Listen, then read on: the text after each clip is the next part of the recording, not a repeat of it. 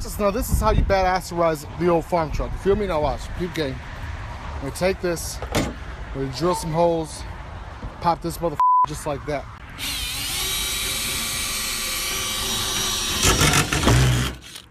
Best use of an antique I've ever seen, son.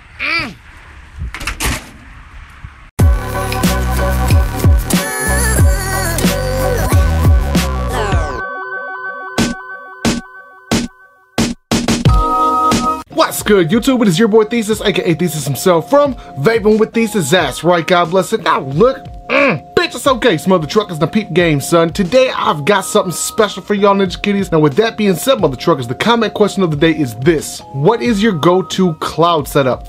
Just flavor. I'm talking about flavorful clouds. I want you guys to let me know what your flavorful cloud setup is. Something brand new? Is it something that's old school that you keep going back to? So on and so forth. I want to know exactly what that setup is. Let me know in the comment section below. With that being said, don't forget to hit me up on Instagram at ThesisHimself. I did just start the IGTV channel. It's basically like DIYs and under fives. With that being said, mother truckers, today I've got for you guys the USV Mach 1, one of the most beautiful devices and most handy devices, and by handy I mean most logically set up devices for Squonk Box that I've ever seen. Period, plain and simple. Granted, Squonk Boxes have been around for quite some time.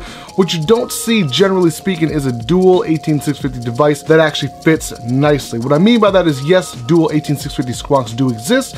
They're out there, the DS Designs, the Basium by my boy Dean, but you rarely see a Squonk Box, if ever, set up just like this one. Now with that being said, is it all candy canes and blowjobs? Not necessarily. However, I will say this thing is amazing for what it is. With that being said, let's go and get up close and personal with the USV Mach 1.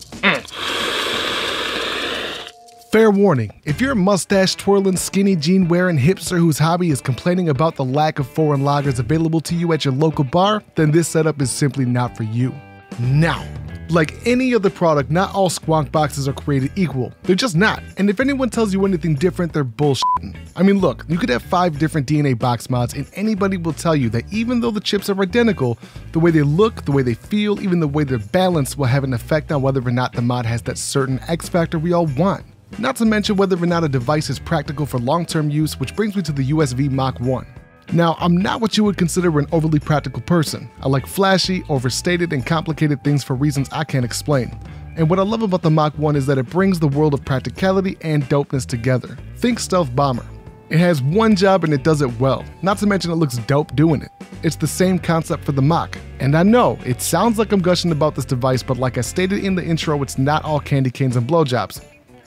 Look at the time that went into the battery compartment alone. The 8ml reservoir is nestled neatly between the...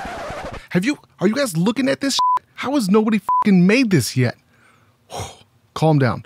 The 8ml reservoir is nestled neatly between 2 18650 slots, and it's a wonder why no one's thought of this shit. Why? It's legitimately like USV took the space-saving concept seen in tiny houses and then applied it to a mod. It's straightforward and the shit just works. Now the battery door has that satisfying click that we all love that lets you know that it won't pop open when the inevitable happens. And of course, me being me, the inevitable definitely did happen. And that's when I realized that the facade of this device is not held down by screws. And if they had used screws, this may not have happened.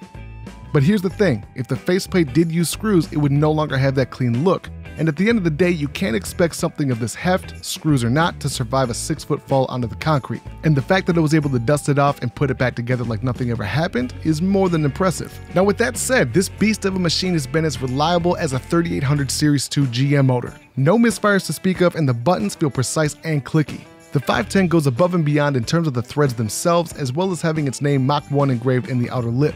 It's hard to convey size via video, but it's definitely a bigger mod. But it's not bulky, and I think that kind of goes to its ergonomic stance. It just feels good in the hand, and the pocket situation isn't bad either. As far as performance goes, the Mach 1 reminds me of a monster truck. I mean, think about it, 240 watts is more than enough horsepower to push 12 to 14 foot clouds, especially when you couple it with USV's Mach 1 RDA.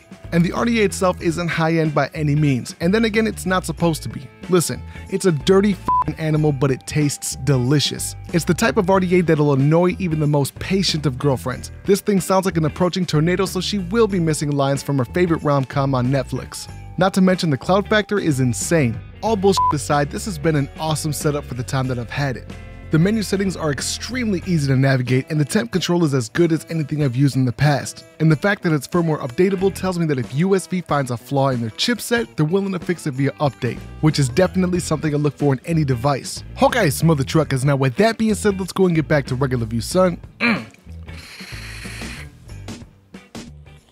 Welcome back to Regular View. Now my final summation is this. The USV Mach 1, in my humble opinion, is a simple setup by making things complicated. I know it seems strange, but it's an it's a clever device in how it hides that bottle. Not only is it a clever device in how it hides that bottle, it hides its size with those batteries. It reminds me of like somebody, everyone's got that friend that weighs like 260 pounds, but they don't look like they should weigh 260 pounds, not because they're jacked, not because they're fat, but just that they hide that fucking weight in a perfect way. That's what this is. It's kind of like, what's that car that Honda discontinued?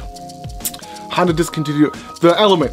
It's an ugly car. It's got so many compartments and cubbies and shit. It's meant specifically for outdoors and all that kind of good stuff, and like camping and whatnot.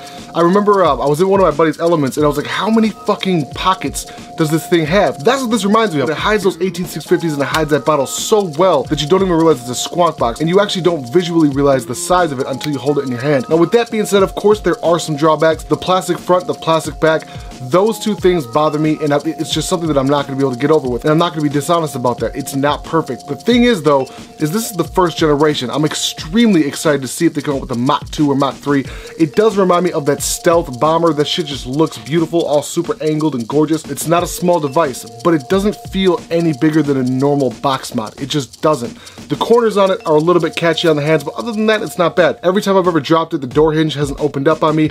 The batteries do not get stuck. They're perfectly set. Everything is exactly where it should be. That is one of the most ingenious designs for a squonk bottle I've ever seen, not to mention it holds 8 milliliters. And the fact that it's $100 and they also give you this beautiful RDA is amazing. Now granted, this is not a high-end RDA. It's not meant to be either. That's one of those things where it's what I like to call the kit effect.